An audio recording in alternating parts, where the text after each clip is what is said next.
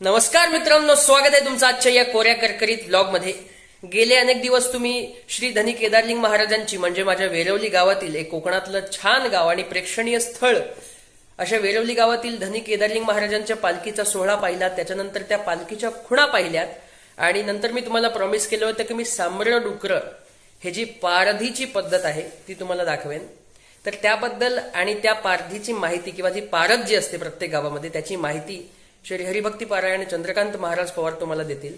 ती आधी माहिती ऐका आणि मग त्या पारधीचा जो किंवा जी पारध आहे त्याचा व्हिडिओ जो आहे तो तुम्हाला पाहायला अजून मजा येईल। तर नक्की पहा।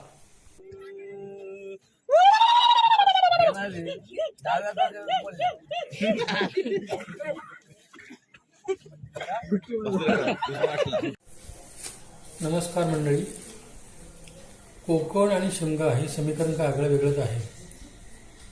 शिमगा म्हटलं की कोकण आणि कोकण म्हटलं की शिमगा।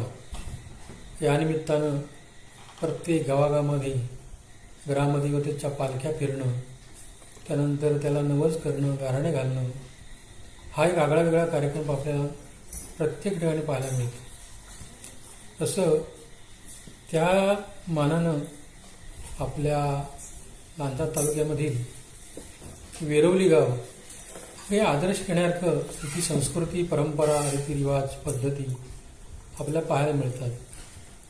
जवळजवळ 11 दिवस पालखी गावात फिरल्यानंतर शेवटचा ललिताचा जो कार्यक्रम आहे आणि त्या ललिताच्या कार्यक्रमाच्या पहाटे रात्रभर कुणातरी मनोरंजनाचा कार्यक्रम ठेवला जातो।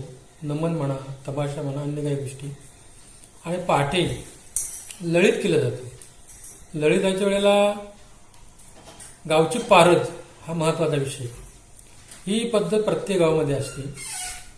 कोणतंही शेतीचं काम चालू करण्यापूर्वी गावाची पारद केली जाते। मग ते गवत कापणे असेल, कवळ तोडणं असेल किंवा भाजावळ करणं म्हणजे मशागत करणं शेतीची, या पद्धतीनं पूर्वी पारद केल्याशिवाय आणि देवाचा हुकूम झाल्याशिवाय शेतीची कामं केली जात नाहीत। पण त्याला अपवाद असे की आपले वेरवली गाव, त्या गावामध्ये खरी खरी पारद किंवा शिकार केली जात नाही, केली जाते ती खोटी खोटी। आणि त्याचं एक पारधीचं निमित्त म्हणून पहाटे ललिताच्या कार्यक्रमाला माणसालाच सांबर बनवायचं, डुकर बनवायचं, ससे हरण बसवायचं आणि त्यात माणसाला खोटी नाटी शस्त्र घेऊन पारद करायची आणि मग जाहीर करायची आमच्या गावाची पारद झाली। पण ते खरं दाखवण्याकरता मग त्या एखाद्या माणसाच्या अंगामध्ये येणार देव आणि तो सांगणार की आमच्या ठिकाणी त्या रानामध्ये तुम्हाला पारद मिळेल, शिकार मिळेल।